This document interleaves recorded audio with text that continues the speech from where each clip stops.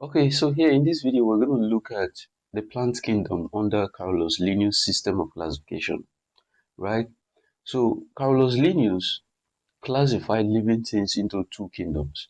He classified them into the plant kingdom and the animal kingdom, right? So for any living thing to be called a living thing, it has to be a plant or an animal. So Carlos Linnaeus classified living things into two kingdoms, the plant kingdom and the animal kingdom. So here we're looking at the plant kingdom according to Carlos Linnaeus' system of classification. So according to Carlos Linnaeus' system of classification, he classified the plant kingdom into phyla, into five phyla. So the phyla are Schizophyta, Talophyta, Bryophyta, Pteridophyta, and Spermatophyta. Schizophyta are the bacteria, Talophyta are the algae and fungi, Bryophyta are liverworts and moss. The Pteridophyta are the ferns, while the Spermatophyta are the seed-producing plants. And under these Spermatophyta, we have gymnosperms,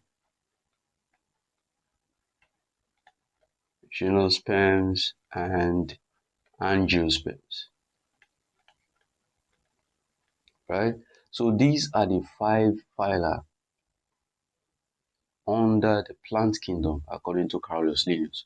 Schizophyta again are the bacteria, Talophyta are algae and fungi, Bryophyta are liverworts and moss, Pteridophyta are the ferns, while the Spermatophyta are the seed-producing plants. So in this video, we're going to focus on the phylum Schizophyta, right? So the phylum Schizophyta, they are the bacteria. They are the bacteria.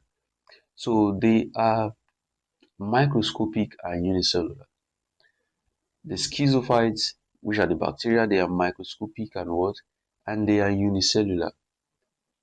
They are microscopic means that the cells are very small. The cell is very small and cannot be seen with the naked eyes. While they are unicellular means they are made up of one cell. So the schizophytes, they are microscopic and unicellular. Then another important feature about the schizophyte is that they have no organized nucleus. So if you see this bacterium cell, for instance, they have no organized nucleus. What they have is a nucleoid, and the DNA material is found scattered in the cytoplasm. So if we compare that with a typical animal cell,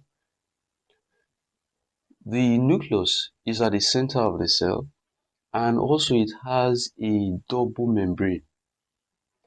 The nucleus has a double membrane, but in a bacterium cell, they don't have an organized nucleus, right?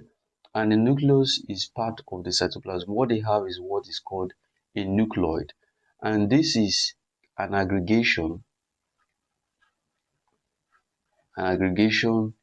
of DNA materials. So the DNA materials in a bacterium cell, they are found scattered around the cytoplasm, but some of them occur in clusters at the center, and they are called the nucleoid. That is called the nucleoid. It's an aggregation of DNA here. While in an animal cell, in a typical animal cell, the nucleus is found at the center. It's very organized and it has a double membrane. In a bacterium cell, the nucleus does not have a double membrane. Here, it has a double membrane, and the nuclear materials, they are inside the nucleus. Here, the nuclear materials, they are found in the cytoplasm. So that's one of the difference between the animal cell and the bacterium cell, right? So like I said, they have no organized nucleus. What they have is a nucleoid. Then they are prokaryotic. That means that they have no membrane-bound organelle. They have no double membrane-bound organelle like the mitochondria, endoplasmic reticulum, Golgi apparatus. They don't have it, right? That is why they are prokaryotic. The word pro means primitive. Karyote The word "karyote" means nucleus, right? Pro means what? Primitive. So in other words, being prokaryotic means that they have no true nucleus, right? They have a primitive nucleus, and that is what you're seeing here. What they have is a nucleoid, not a nucleus, right? And they have no membrane-bound organelle like endoplasmic reticulum, like the endoplasmic reticulum, like the Golgi apparatus,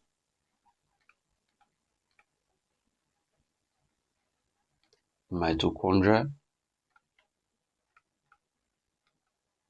and the rest organelles, and the rest double membrane bound organelles. So these bacteria, they do not have it.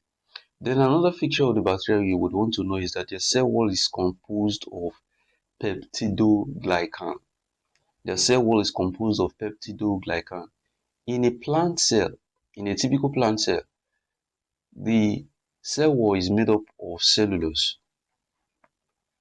Is made up of cellulose. But in a bacterium cell, what we have in their cell wall is a peptidoglycan. So this is very important. Also, they reproduce asexually by binary fission. They reproduce asexually by binary fission. So you don't expect a sexual reproduction. You don't expect sexual reproduction in bacteria because they do not have a true nucleus. Only organisms that have true nucleus can carry out sexual reproduction. Then also they exist in different shapes. We have the cocci, we have bacilli, we have vibrio, and we have what? Spirida. Then another important feature of the bacteria that you would want to know, which we will take as our number 7, is that they are found everywhere. They are found everywhere. There is nowhere you would not find a bacteria. There is bacteria in the air, there is bacteria on the land, there is bacteria in water. So bacteria is found everywhere. In your room, there are bacteria. In your clothes, there are bacteria. So basically, bacteria are found everywhere, right? So having known this important feature of the bacteria, this is the bacterium cell, right? It has a flagellum that it uses in movement. Like I said, the nucleus, they don't have a true nucleus. What they have is a nucleoid. And a nucleoid is an aggregation of DNA materials, right? The DNA are found scattered around the cytoplasm. Then they have an extra DNA structure that is called plasmid. So you can be asking an exam, the extra DNA structure in bacterium cell is called what? It is called plasmid, and it plays a very important role in the bacterium. Then, like I said, they have a plasma membrane and also they have a cell wall. And the cell wall is made up of what? Peptidoglycan. This is a structure that makes up their cell wall. Okay, this is the cell wall. It is made up of what? Peptidoglycan, right? And they have ribosomes that are responsible for protein synthesis. Okay, so comparing it with the animal cell, like I said, the animal cell has a true nucleus, and that is why it is called a eukaryotic organism or a eukaryotic cell. Bacterium cell, they are prokaryotic. And it's very important you know, bacterium cell are the only prokaryotic cell. It's very important. They are the only prokaryotic cell. In the new system of classification, bacteria are classified under the kingdom Monera. So Monera, bacterium cell, Schizophyta are the only prokaryotic what? Cell. They are the only prokaryotic organisms. So the animal cell have an organized nucleus. They have a true nucleus, and they have a double membrane bound nucleus. So the nucleus is separated from the cytoplasm. Here, the nucleoid, which is the nuclear material, is part of the cytoplasm. So that's one of the difference you would want to know about these two cells, right? So, like I said before, bacteria exist in different shapes. We have the cocci, they are round. We have vibro, they are command shaped. We have bacilli, they are rod like. We have spirilla, they are spirally twisted, just as you can see here. Then when this cocci occurs in chains, they are called streptococci. Strep means to stretch, right? So they occur in chain, and that is why they are called streptococci. Then when they occur in cluster we call it staphylococci, right? So cocci in chains, they are called streptococci. Cocci, which are the round bacteria in clusters, they are called what? Staphylococci. So this is very important. So having known this, let's look at this 2008 JAMB question. The bacteria type that are arranged in chains are called what? So if they are arranged in chains, they are called streptococci, to stretch, right? So the answer is what? C. They are streptococci. So here we're going to look at diseases caused by bacteria, right? So the common diseases that are caused by bacteria are gonorrhea, and the bacteria that causes it is Neisseria gonorrhea. We have syphilis. The bacteria that causes it is Treponema pallidum. We have cholera. The bacterium that causes it is Vibrio cholerae. We have typhoid fever, and the bacteria that causes it is Salmonella typhi. We have tuberculosis. The bacteria that causes it is called Mycobacterium tuberculosis. We have dysentery. The bacteria that causes it is Dysentery bacillus. We have tetanus. The bacterium that causes it is Clostridium tetani. We have leprosy. The bacterium that causes it is Mycobacterium leprae. Whooping cough is caused by Haemophilus pertussis. So this slide is very important. So you should know these diseases and know the names of the bacteria that causes them, especially syphilis. Syphilis is caused by Treponema pallidum. Gonorrhea, you should know also, is caused by Neisseria gonorrhea. Cholera, you should know also, is caused by Vibrio cholerae. Typhoid fever is caused by Salmonella typhi. You must know this. Then tuberculosis is caused by Mycobacterium tuberculosis. Very important. Dysentery is caused by Dysentery bacillus. Very important as well. Tetanus is caused by Clostridium tetani. You must know this. Then leprosy is caused by Mycobacterium leprae. The whooping cough is caused by Haemophilus pertussis. So all these you must know. These 9 you must know. So cram them. So let's look at this why question. All these are caused by bacteria except typhoid fever is caused by bacteria, and the bacteria that causes it is Salmonella typhi. Onchocerciasis. So our answer is onchocerciasis. Onchocerciasis is not caused by a bacteria.